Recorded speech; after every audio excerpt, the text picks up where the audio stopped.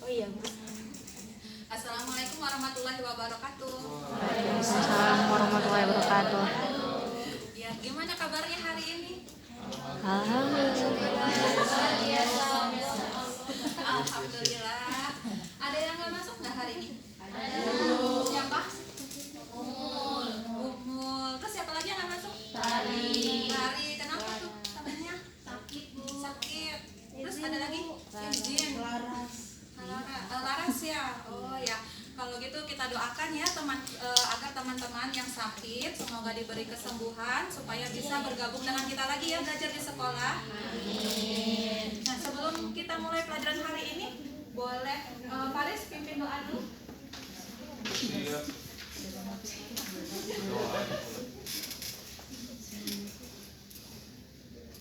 Doa selesai. Beri salam. Selamat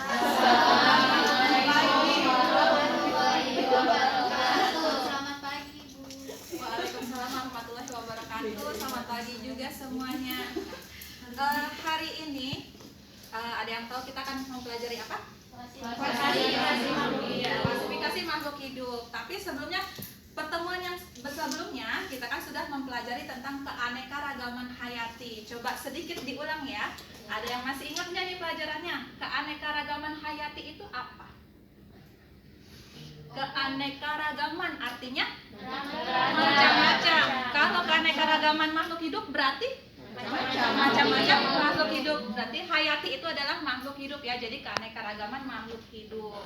Nah, karena makhluk hidup di muka bumi ini sangat beragam, maka kita ini sebagai manusia kan diciptakan untuk mempelajari alam ya. Nah, supaya mempelajari alam ini dengan mudah, maka kita perlu mengelompokkan makhluk hidup itu, ya kan, agar mudah dipelajari. Nah, itulah kita harus mempelajari klasifikasi. Nah, sebelum kita memulai, Ibu mau bertanya dulu nih, kalian pernah nggak pergi ke toko buah? Pernah. Toko buahnya di mana? Dekat rumah. Pasar, Bu. Di pasar, ya, di mall, ya kan? Toko ya. Nah, toko buahnya kayak gini ya, kira-kira bentuknya ya. Nah, saat kalian datang ke toko buah nih, bisa langsung nemuin buah yang kalian cari nggak? Bisa. Gampang ya nemunya ya. Karena dibantu sama abang-abangnya. Oh, ada namanya. Ya. Nah, tukang buah itu menyusun buahnya itu seperti ini ya. Jadi dikelompokkan. Di sini kalian bisa lihat, yang jeruk pasti dikelompokkannya sama jeruk, yang apel sama apel, yang mangga sama mangga, anggur sama anggur. Pernah nggak kalian lihat ada anggur ditaruh di kelompok apel? Pernah? Di mana tuh? Nggak jadi belinya. Orang beli nggak jadi. Orang beli nggak jadi.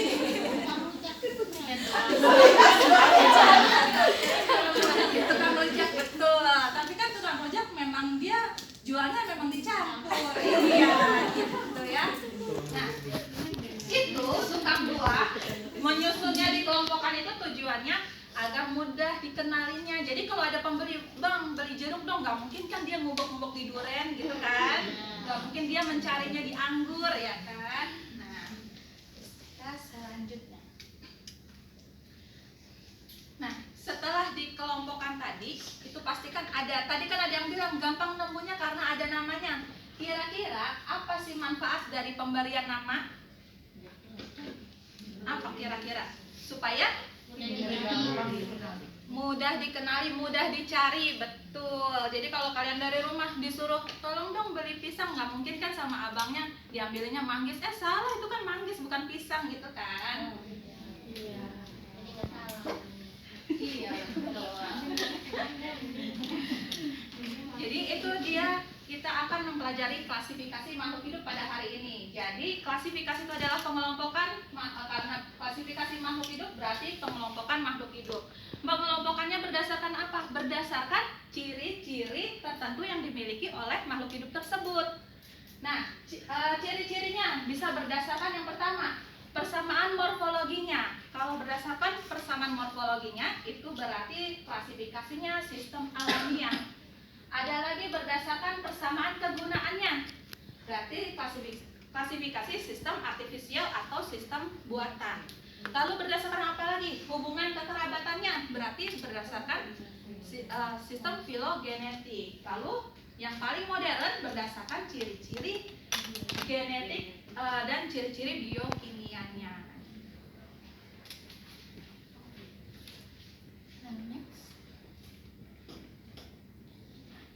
Manfaat kita mempelajari klasifikasi agar kita mudah untuk mempelajarinya dan mengetahui nih hubungan kekerabatannya. Setelah dipelajari, oh ternyata kucing itu deket ya kekerabatannya sama singa, sama harimau. Oleh karena itu bentuknya mirip, kayak gitu kan. Terus lanjut ya. Nah, tadi dalam mengkelompokkan itu ilmuwan itu kan perlu bantuan ya.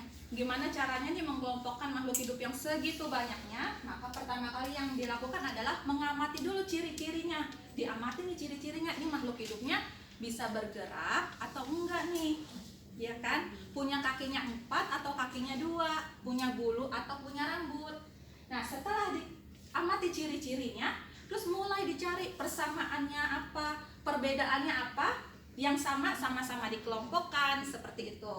Nah, setelah sama-sama dikelompokkan, supaya nggak bingung nih tadi, berarti kelompok yang A dinamain dulu, kelompok yang B dinamain dulu supaya nggak ketuker.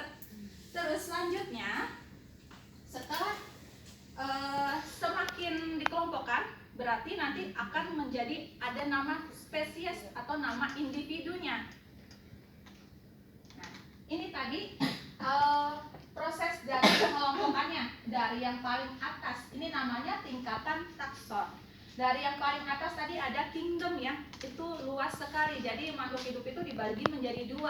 Ada kingdom animalia atau hewan sama kingdom tumbuhan atau plantae. Nah, semakin ke bawah dicari nih persamaannya apa, perbedaannya apa. Makanya kelompoknya semakin kecil.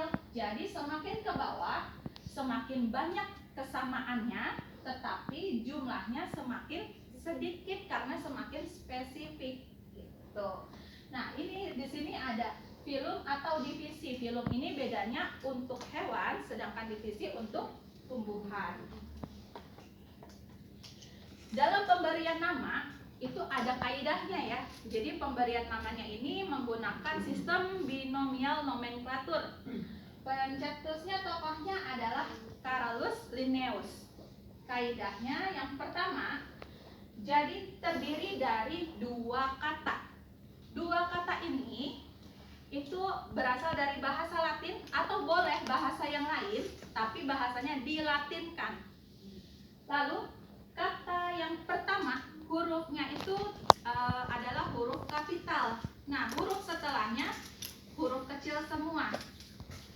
Kata pertama menunjukkan genus, kata keduanya menunjukkan spesies. Nah, lalu penulisannya genus dan spesies ini dicetak miring. Tetapi kalau kita menulis tangan kan, kalau dicetak miring kan susah ya Mas. Kita miring-miring gitu kan susah ya. Itu boleh diberi garis bawah, tapi di jeda antar di spasinya itu nggak dikasih tulisan. Contohnya kayak misalkan ini ya.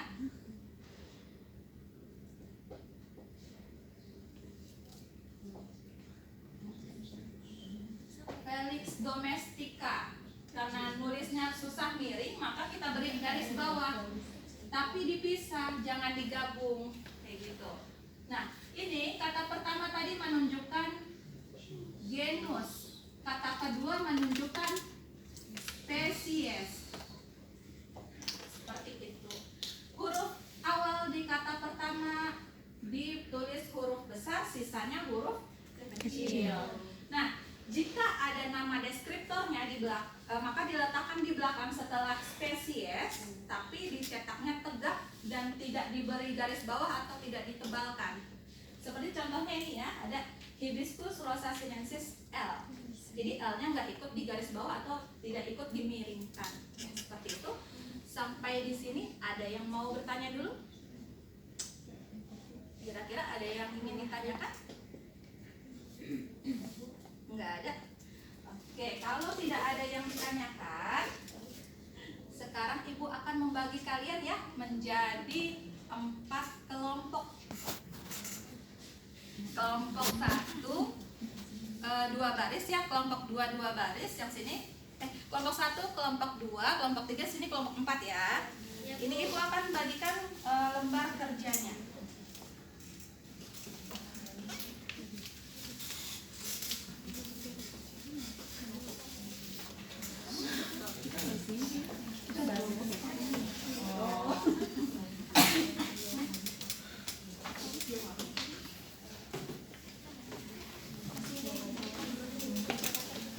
Saya mohon maaf, ini ada kesalahan penulisannya. Felix domestika, X-nya ini harusnya pakai S. Felix domestika. Silakan dikerjakan lembar kerjanya secara berkelompok. Ibu beri waktu sekitar 5 menit ya.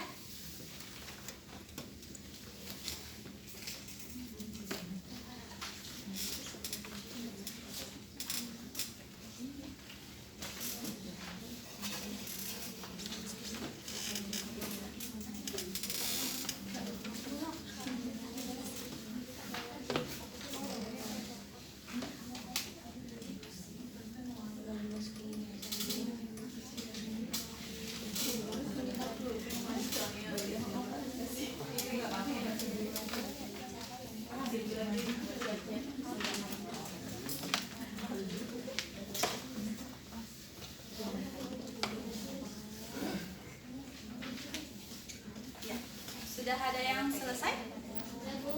Nah, untuk diskusinya, Ibu nggak akan meminta kalian untuk presentasi ke depan, tetapi kita akan membahasnya bersama ya. Jadi jawabannya Ibu yang menunjuk nih, mau kelompok mana yang nyebutin. Nah, sekarang kita bahas.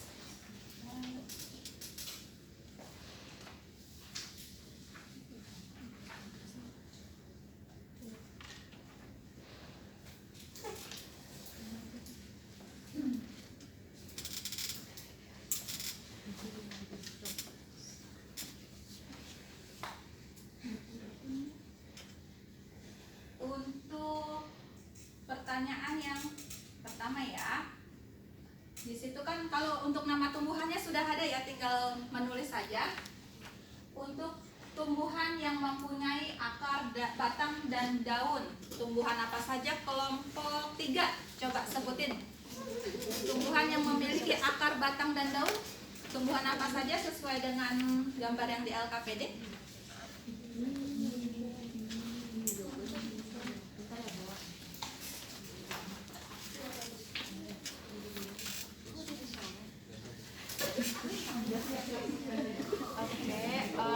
Jawabannya yaitu tumbuhan yang memiliki akar, batang dan daun adalah pinus, jagung, kacang tanah, adalah padi, kelapa, palet-paleman dan mangga. Oh ya, baik. Untuk kelompok lain, apakah jawaban kelompok 3 sudah benar? Ada yang mau menambahkan?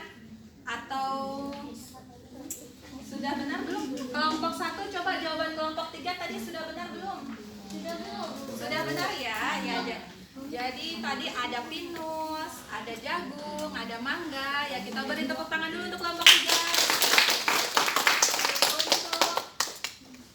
Untuk yang berikutnya,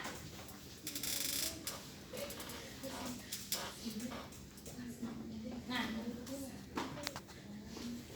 lalu dari kelompok yang tadi punya akar, batang dan daun, dipisahkan lagi nih menjadi tumbuhan yang memiliki bunga dan tidak memiliki bunga. Tumbuhan yang tidak memiliki bunga, coba kelompok 4, tumbuhan apa?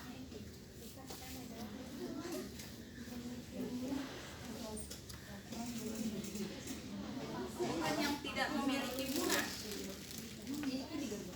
Pinus, ya. Teman-temannya bagaimana jawabannya, sudah betul belum? Kelompok 2? Sudah betul ya, beri tepuk tangan. Jadi tumbuhan yang tidak memiliki bunga adalah tumbuhan pinus.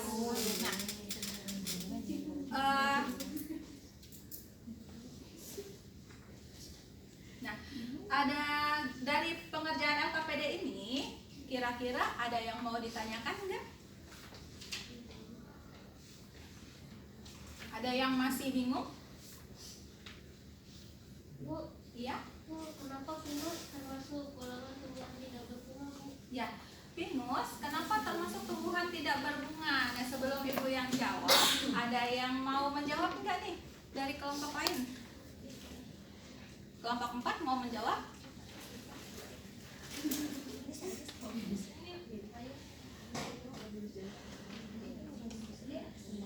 Gimana? Ika mau menjawab?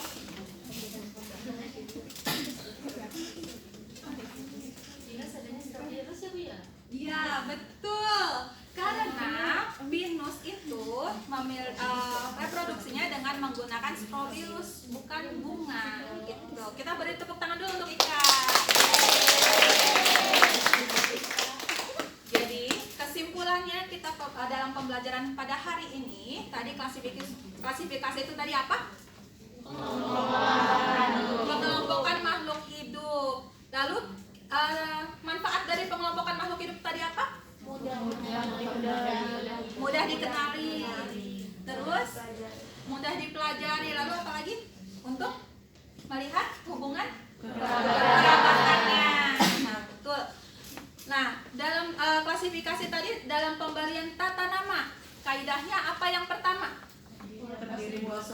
Terdiri dari 2 suku kata. Lalu huruf pertama di kata pertama pakai huruf kapital, sisanya huruf kecil ya. Lalu apa lagi? Ya, kalau ditulis tangan di garis bawahi, kalau diketik dicetak miring. Lalu apa lagi? Ada lagi? Kata pertama menunjukkan genus, kata kedua menunjukkan spesies. Ya, betul. Nah, untuk pertemuan minggu depan, Ibu minta kalian mempelajari, mencari tahu tentang kejadian pandemi di dunia kemarin ya. Kan kemarin kita sempat mengalami pandemi karena COVID-19. Silakan kalian mencari tahu kenapa sih kemarin itu kita harus belajar dari rumah. Kenapa kita harus pakai masker, kenapa harus jaga jarak, kenapa harus cuci tangan. Karena minggu depan kita akan mempelajari tentang virus. Bagaimana pelajaran kali ini? Hari ini menyenangkan? Menyenangkan. Ada kesulitan nggak dalam pelajaran hari ini? Banyak. Apa tuh kesulitannya? Udah terjawab tadi di akhir. Oh, sudah terjawab di akhir. Alhamdulillah. Ada lagi yang mengalami kesulitan? Tidak ada. Baik. Kalau begitu, Ibu sudahi pelajaran hari ini ya. Sampai ketemu minggu depan. Jangan lupa dicari tahu tugasnya. Nanti kita bahas di pertemuan berikutnya. Ya. Terima kasih. Wassalamualaikum warahmatullahi wabarakatuh.